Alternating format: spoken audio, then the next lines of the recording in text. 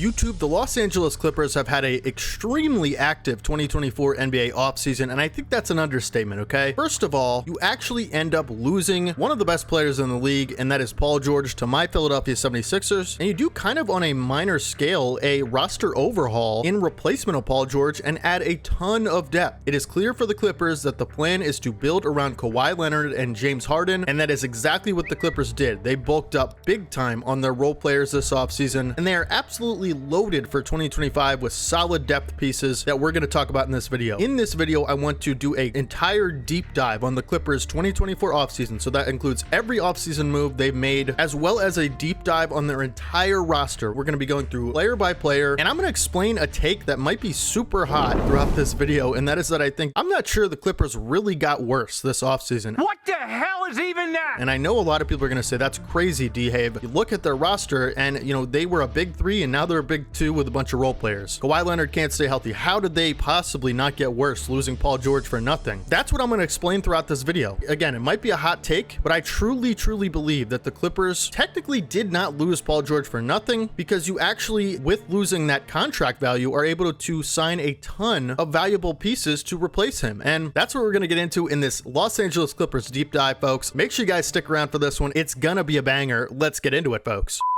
So as I mentioned, we're starting with the offseason. That is going to include every move they've made, and we're going to start with re-signings, additions, and departures, and then we're going to move on to their draft, and then we'll do the entire roster deep dive after all that stuff. So let's start with the re-signings, and there is a big one. You could make a case if you're a Clippers fan that it should have been two big ones, but you know, Clippers fans, let me know down in the comment section before I start how you're feeling about this offseason, how you're feeling about your 2025 roster. The re-signings are one player, and that is James Harden. And James Harden, you know, he's a Philly fan. We had some, you know, beef with James Harden, the way he left our organization, but I have to say, you know, I have to give props where it's due. First of all, James Harden is an all-time great talent. He's a Hall of Fame player. That's totally understood by everybody. He has had a ton of disappointments throughout the playoffs in his career, and last season, he totally flipped the script on that, okay? He came out in the playoffs and looked like the Clippers' best player for a lot of it, as well as throughout the season. I mean, this guy really fit into this team nicely, especially after the All-Star break. You know, at first, it was a little shaky, and then they found their groove, and they just started winning, and then also they just got better chemistry throughout the season. And you know, James Harden is potentially one of the greatest playmakers of all time. He is also one of the greatest offensive players of all time, and I think he added that value to the Clippers last season in a big time way. And him having a super good and, you know, consistent playoffs last year with the Clippers is really encouraging if you're a Clippers fan, because this is not something that you can always expect from James Harden historically. So the fact that he comes out and, you know, proves everybody wrong, I guess, last year, even though they lose to the Mavs, it certainly wasn't his fault. You know, he did his part, and I think that is a super good sign. So, you know, why not build around this guy? He gets a 2-year extension, $70 million.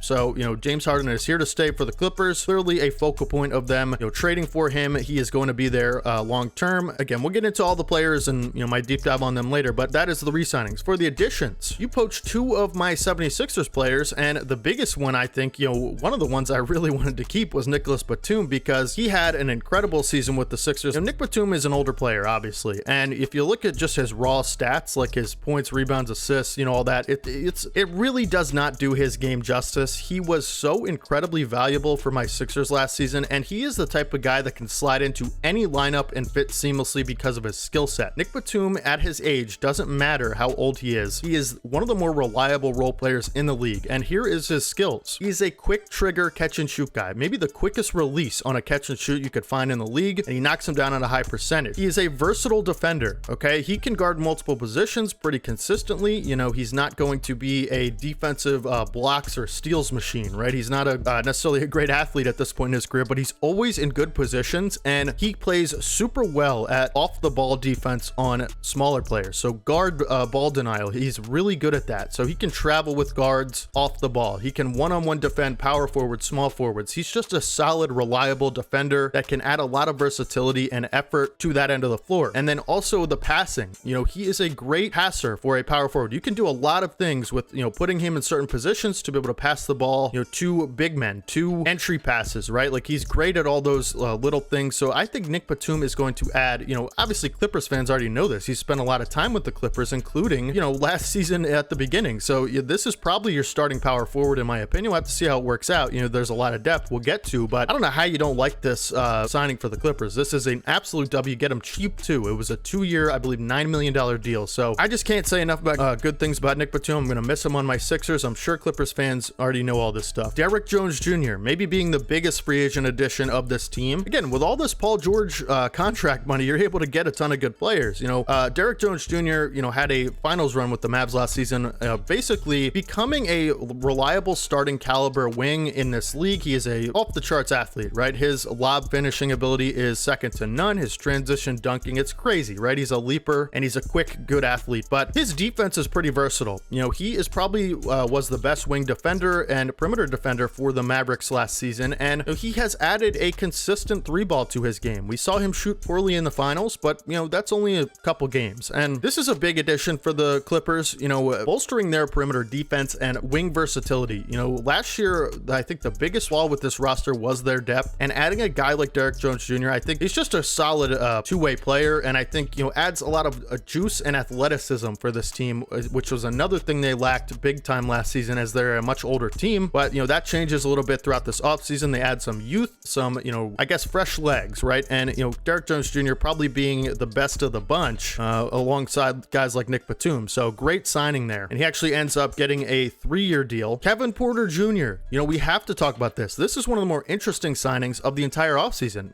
Again, I'm not going to talk about the off the court issues. That's not for me to discuss. That is not what we talk about on this channel. That's not what we do here. So we're going to keep it strictly basketball. But Kevin Porter Jr. signs a multi-year deal with the Clippers, and this is a extremely high potential player on both ends of the floor. I think he has super good value offensively as a scorer and playmaker, and a on the ball shot creator. His last season with Houston that he actually played, the stats look incredible. I mean, the playmaking, he's averaged over 6 assists a game in his career. He can shoot a lot of big volume on 3-pointers at a good efficiency. He's a solid rebounder and a versatile defender, good athlete as well. This is a great signing for the Clippers, under the radar signing if everything works out with Kevin Porter Jr. in LA. I mean, this is a guy nobody really has thought about in the NBA for a while, and you basically get him on a multi-year deal, and this could end up being your third leading scorer on this team. So just flat out, this is a good signing. The guard depth on this team is absolutely wild. You also sign Mo Bamba to a 1-year deal, another Sixer that you poached away from us, and I like Mo Bamba's game. I mean, he is a guy that I think has some limitations, but I would expect Mo Bamba to be your backup center.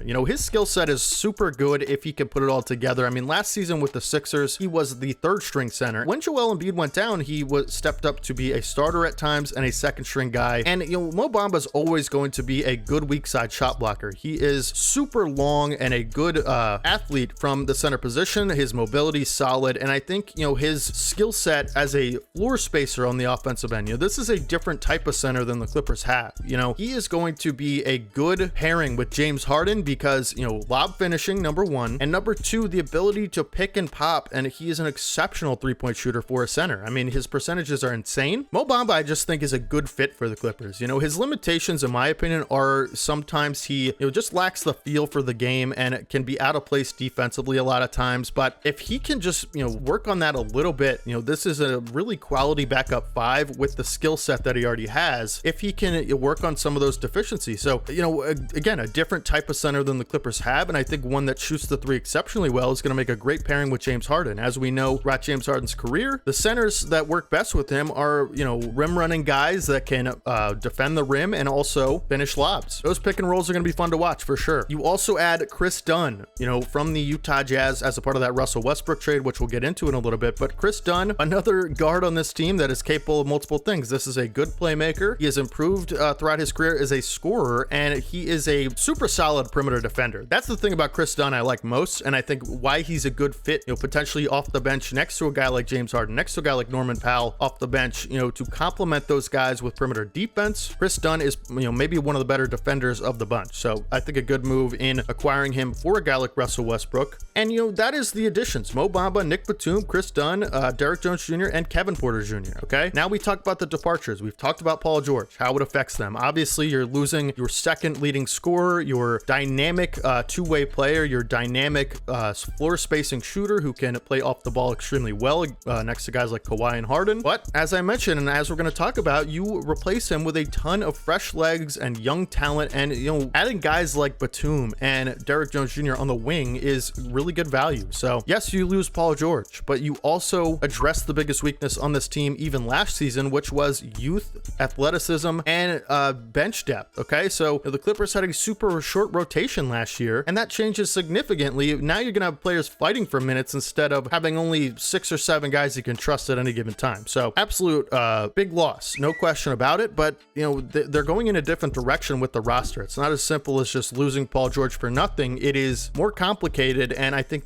adding the depth is basically what they get for it. So you could actually make a case that through all this depth and through all these complementary pieces that are going to fit in super nicely next to Harden and Kawhi, that this team gets a little bit more dynamic. So instead of 3 players that are I don't want to say your whole team, but you had some good players last season, but at times offensively your whole team, now you have a ton of guys that can contribute. So you lose Paul George. Mason Plumlee departs via free agency with the Suns. That was your backup 5 last season, had some injury issues. Daniel Tice departs via free agency with the Pelicans. I do think the Clippers could use a 3rd string 5. I don't think they really have that on their roster. So losing Plumlee and Tice, I mean, you get Mo Bamba to add some depth there. And there are guys, I guess, in a pinch could play the 5 in more of a small ball lineup, which we'll get to later. But I like Mo Bamba replacing those guys. And then Russell Westbrook, you trade him to the Utah Jazz, who basically, that was just a situation where he wasn't going to play for the Utah Jazz. He actually is signing with the Nuggets. So, you get Chris Dunn out of it, and you give up Russell Westbrook, a 2nd round pick swap in 2030, the draft rights to Balsa Koprivica. I hope I said that right. Could be Koprivica. I'm not super sure. And then cash consideration. So,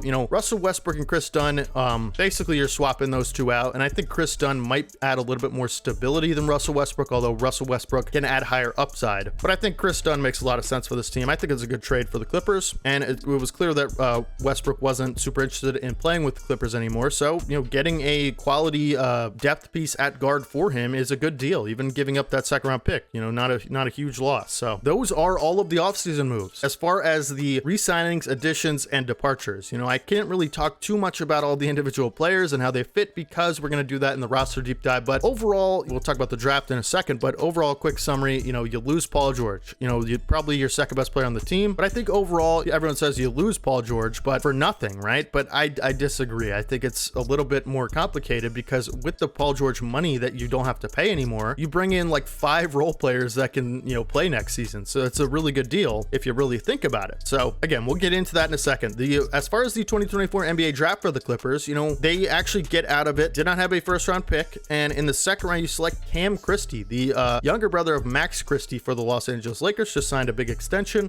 Cam Christie is a shooter and he is a wing with good size. I think he's 6'6". And I think, from everything I'm reading, I'm not a super, big college expert or anything like that. I'm not going to pretend to be, but from everything I'm seeing and reading, Cam Christie is a good shooter, just like his brother. And he is a, I guess, hopes to be a versatile wing 2-way role player. Okay. So that is, I think a good move for the Clippers, getting him at 46 overall. I think that's pretty good value from everything I'm reading. And you select him out of Minnesota. And I think this is just a player that, maybe is a project piece. I don't think, Cam Christie is necessarily going to get a ton of minutes next season. You have a lot of good players, so it's gonna be tough for him to get some minutes. Maybe you put him in the G League. We'll have to see how it works, but maybe I'm wrong, and Clippers fans can let me know if I'm getting this wrong. Maybe he's already more ready than I think. That's good value at 46 for his skill set, I think, in my opinion. So with that out of the way, folks, we got to talk about the big deep dive into the Los Angeles Clippers roster. Throughout the video, I'm going to be explaining my takes of why I think they didn't get worse even with losing Paul George. If you're Clippers fans, before we get into it, make sure you guys let me know down in the comment section, what do you think about everything I've said so far? I'm trying to be as fair as I can with this team, and I'm not a Clippers fan, so I'm probably gonna get some things a little off. This is my favorite part of the video, and I'm sure a lot of you guys watching these deep dives. Without further ado, let's get right into the Los Angeles Clippers deep dive as far as their roster for 2025, why I think it's loaded and stacked in the Western Conference. Let's go.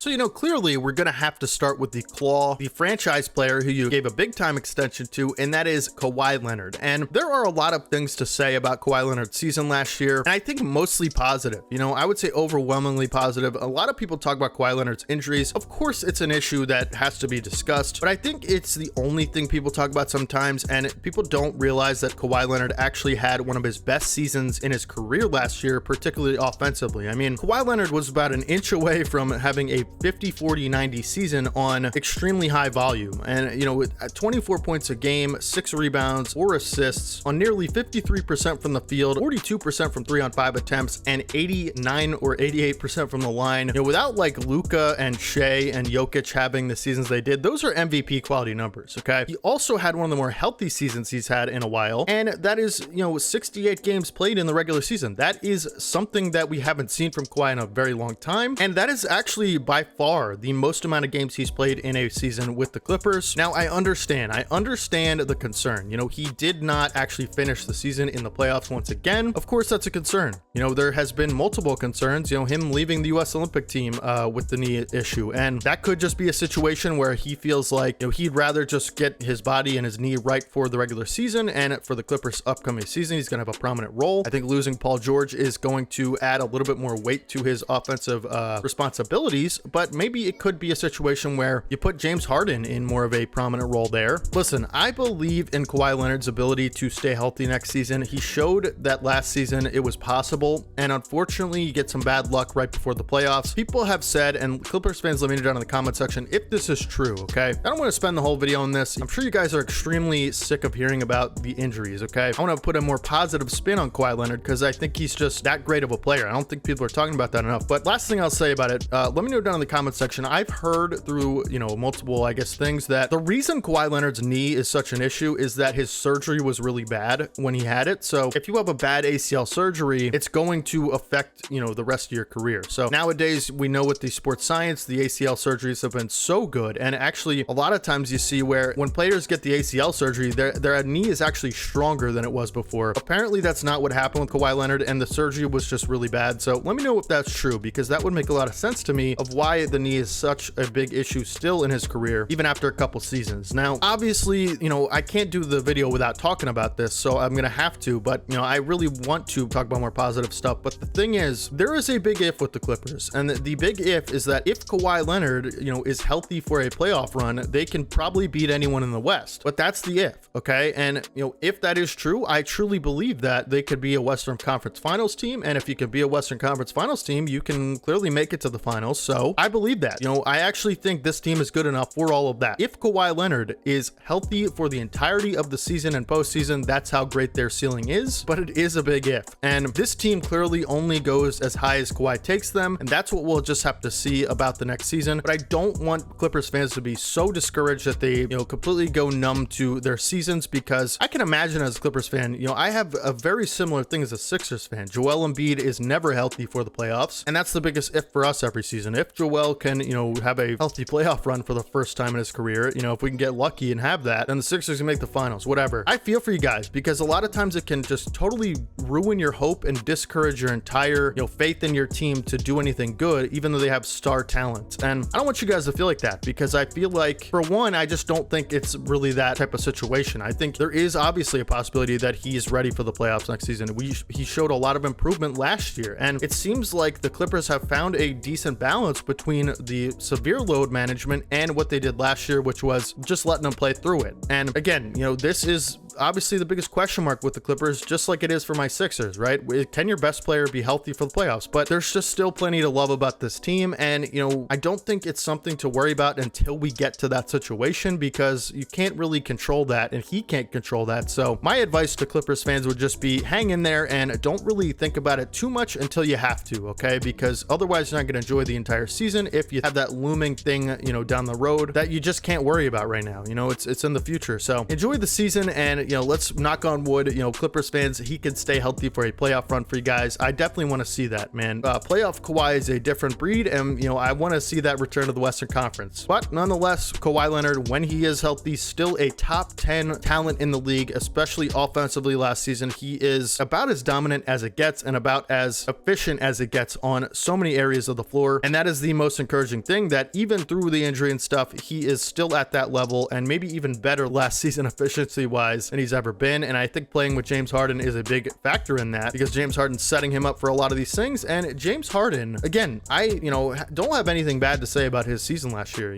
At this point, I'm over the whole thing, and James Harden is back to being James Harden. I mean, the raw numbers are a little bit dipped last season because of his third option role. You see 17 points, 8.5 assists, 5 rebounds. You're like, that's a little bit worse than he's been, the 20 and 10 guy that we've seen the last few years, but it's not exactly that simple. As I mentioned, the role is a little bit less last season with the Clippers, but he, when it mattered, showed up big time for this team, and he actually played a lot more efficiently in that role than he has throughout the last few seasons. I mean, the shooting numbers were exceptional. 38% from 3 on 7 attempts per game. This is now the second year he's done that in a row. The free throws are always a big thing. He averaged less last season, but he had less opportunities. So James Harden is still the James Harden of a few years ago. He's that great. He's able to take over games in high pressure situations. We saw it with the Sixers in the Boston series, and we saw it a little bit last season in the playoffs. He really stepped up and did his part, and I think that is the best sign, because if Kawhi Leonard is down for a game or two, you can manage with James Harden as your best player. He can take over a game. He's that great still, and of course he has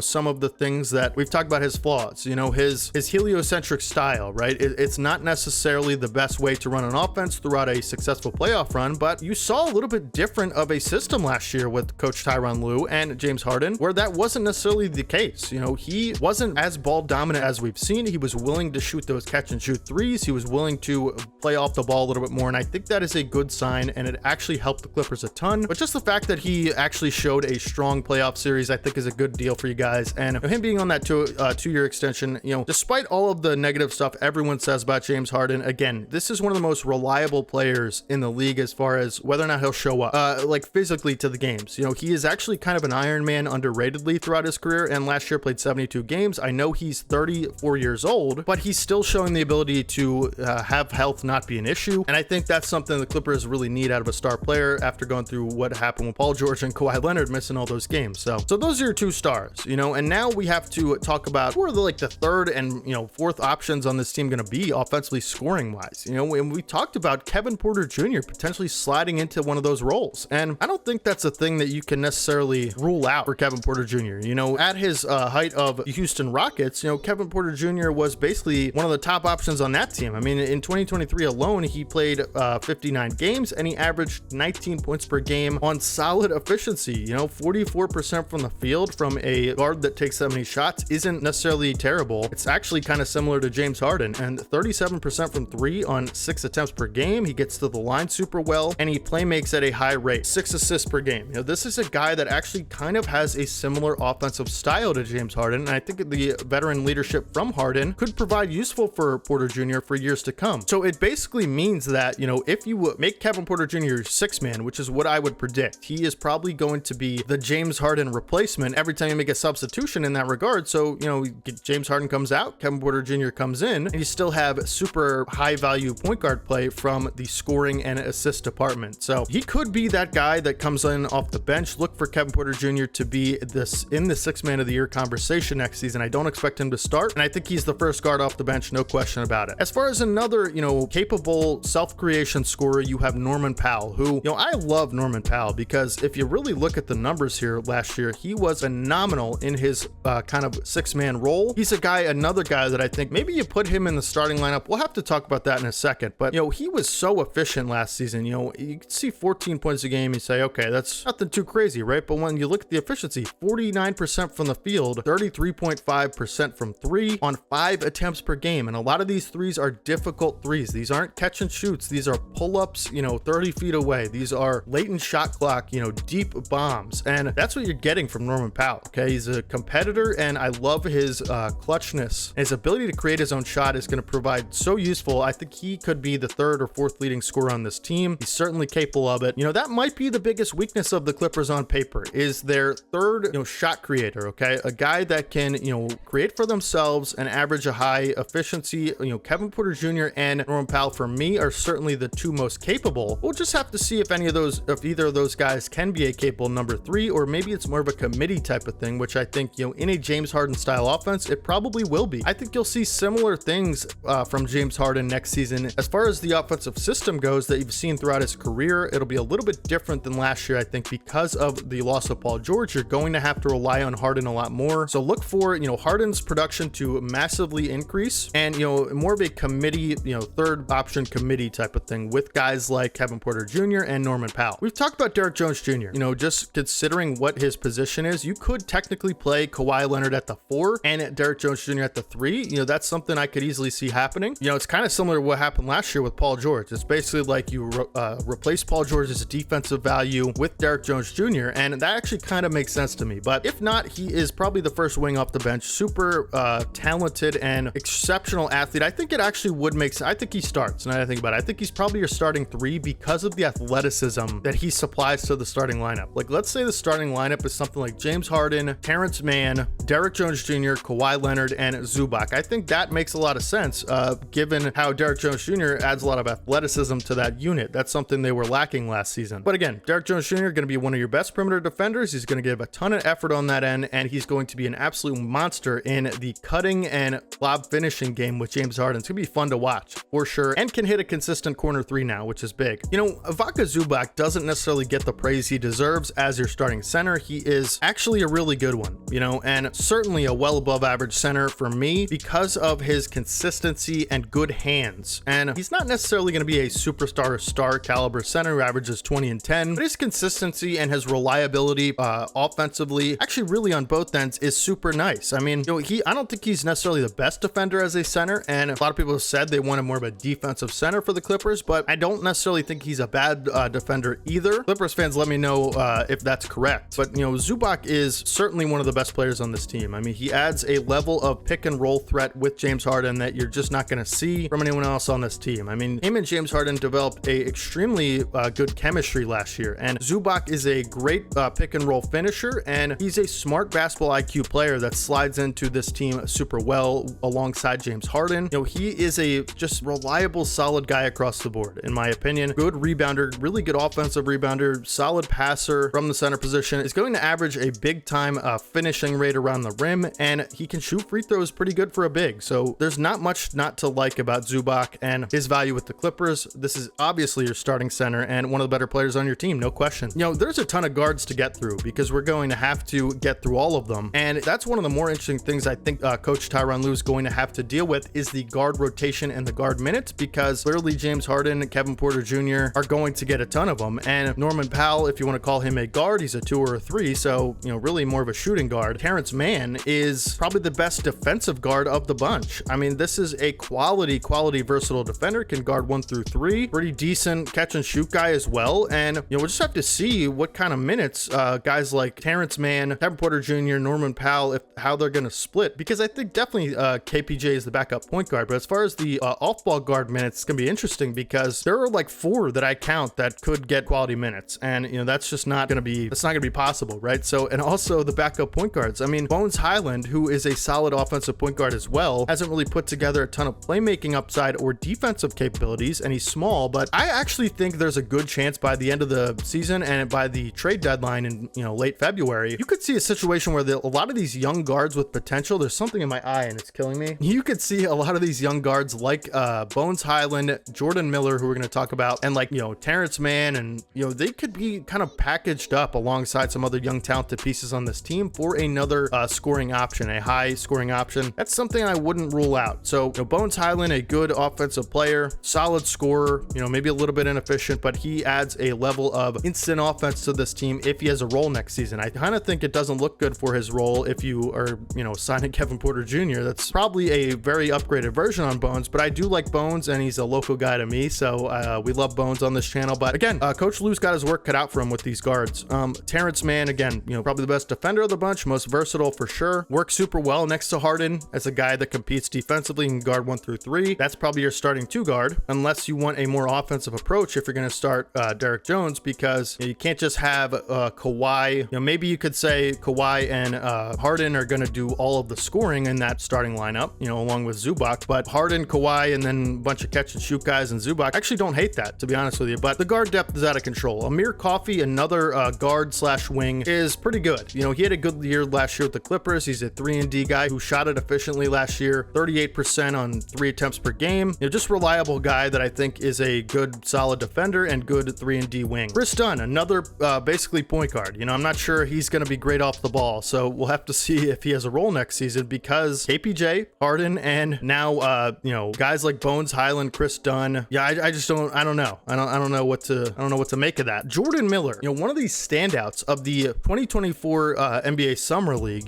He had an exceptional Summer League, and he's actually a late second round pick last season. This guy is, he's got a ton of potential offensively. This could be a player that is highly sought after on the trade market, and if you're not going to give him a big role this season, maybe that's something you look into, or maybe you develop him and let him play next season as a on-ball scorer from the 2 guard. He's more of a combo guard, and I think his 6'5" size and his skill set, his Summer League stats are absolutely off the charts, especially from shooting. I mean, this guy's a sniper, right?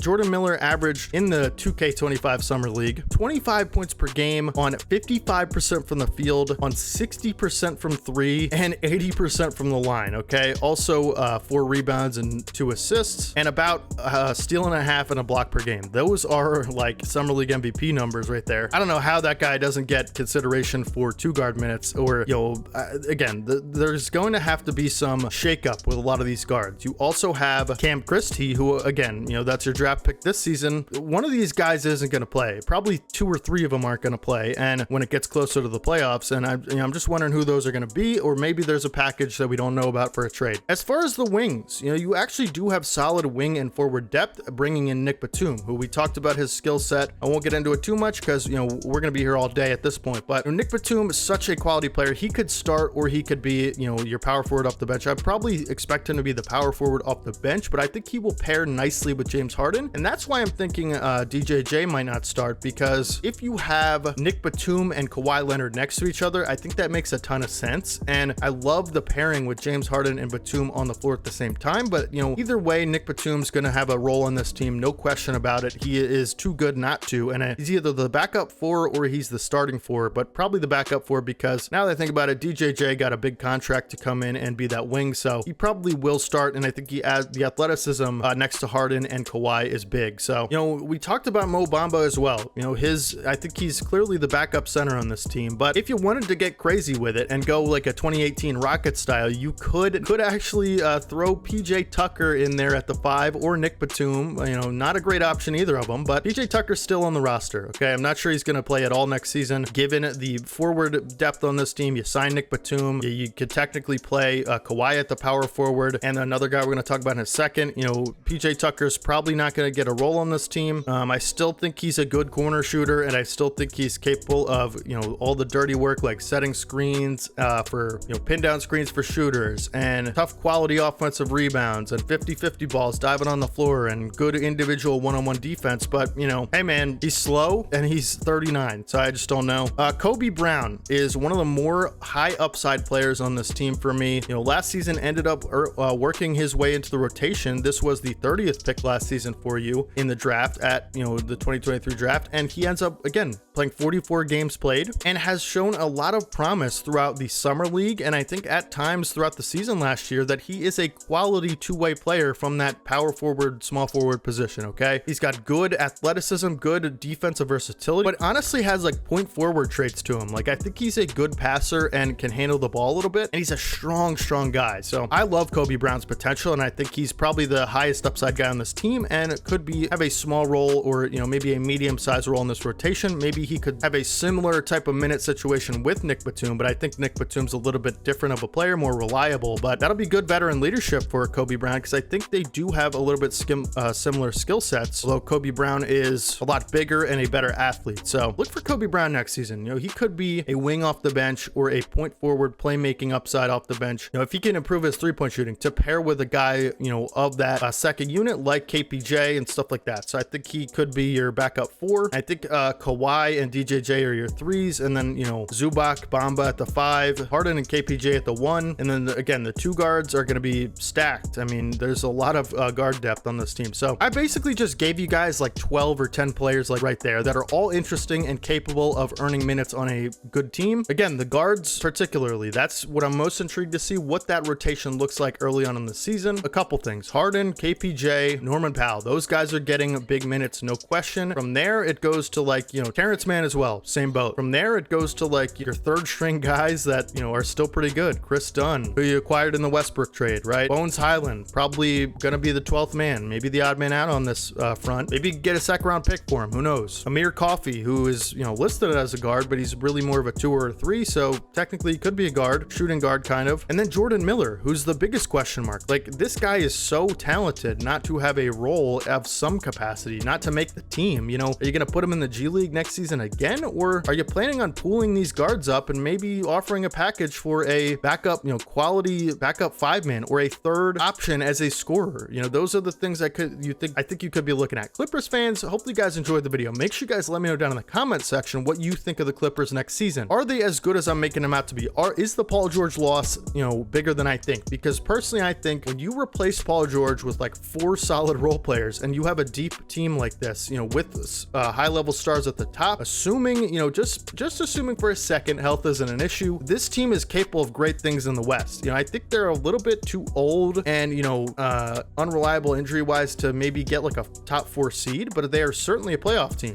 You know, for me, I think they're either the 6th seed. I think they could be at minimum, you know, top half of the play-in tournament. Okay, if everything goes well. You know, again, the rotation is going to be important, and I think, you know, we're banking on certain players' potentials here, like KPJ to play like he did with the Rockets. You know, he hasn't played basketball in a long time in the NBA, so we'll have to see. Either way you slice it, this team is loaded with talent, and particularly young and athletic talent now, which is a big boost for them. That's what they needed last season. So they filled the biggest need, and basically they do that at the expense of, you know, getting rid of Paul George. And I think it's kind of in some kind of way, you know, maybe this is a hot take, and it definitely is, but in some kind of way, it's kind of a wash to me. You know, you replace basically the value of one Paul George with like 5 good role players. And I think that's something worth noting, because when you have a guys great and reliable and as smart as Kawhi and Harden, you know, I just don't think they're not going to be at minimum a play-in team with a ton of upside in the playoffs if Kawhi's healthy. So I just don't think they really got worse. In some aspects they did, in some aspects they actually got better, and that's just kind of the way I see it. So it's kind of a wash at the end of the day. I think it balances out nicely, and I think, you know, around Harden, this is actually a little bit better, right? Hopefully you guys have a fantastic rest of your day today. Make sure you guys let me know down in the comment section. Clippers fans, I'm going to get some things wrong in this video. I apologize. I did a lot of research for it. You know, I watched a lot of Clippers last season, so hopefully you guys can forgive me for the mistakes. Let me know what they are down in the comments, because I use this example at the end of every deep dive, which, by the way, subscribe, because we're going to be doing every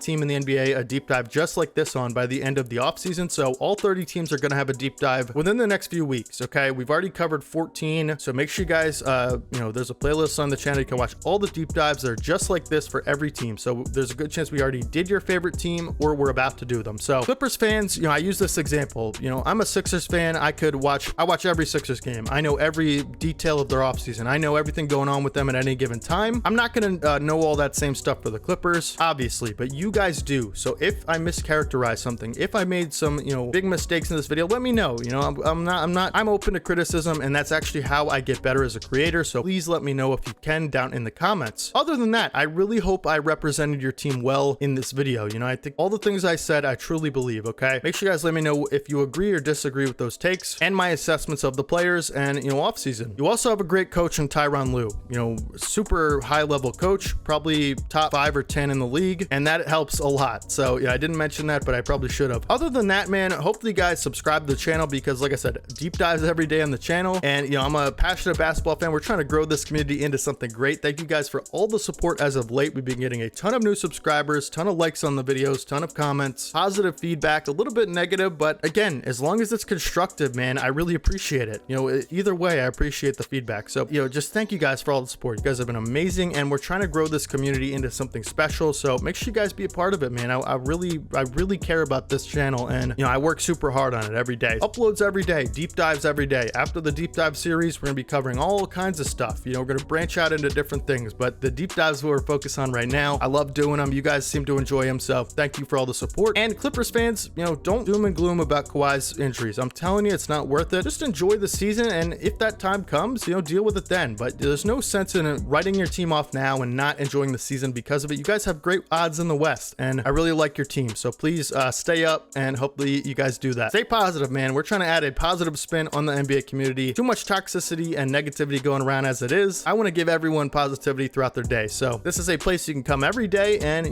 maybe you hear some takes you like, or maybe you hear some trash takes, or maybe you think I'm funny or whatever, or maybe you just don't like me and you're hate watching. That's a fair reason to watch as well. Whatever way, please stick around on the channel. Great things coming up. We have a lot of fun things planned, actually. And follow my Twitter, follow my Twitch. I'm pretty active on Twitter, and we're trying to get a little bit more engaging over there. I want new ways to engage with you guys, so I'm going to start streaming on Twitch again pretty soon. Okay, so follow my Twitch, links down in the description. We're going to start streaming again. Probably, could be 2K stuff, could be Q&A stuff. Maybe you guys want to ask me questions in real time about my takes, and I can engage with you guys that way, because I do love talking to you guys, and we get to do that a lot in the comments. But other than that, not much ways to engage. So if you guys do want to follow my Twitch and Twitter, that's something you could do, so I can engage with you guys a little bit better in different ways. And if you really want to support the channel, make sure you guys leave a like on the video, subscribe to the channel, and leave a comment. Those are the 3 biggest things you can do to support the channel. I love everyone that does that, and even if just watching the video all the way to the end, thank you guys so much. Clippers fans, stay up. I will catch you guys in the next one. Good luck next season, LA. I really mean that, and hope you guys, I'll see you guys tomorrow in the next deep dive. Hopefully you guys have a great rest of your day today. This is your boy D-Haven. As always, peace.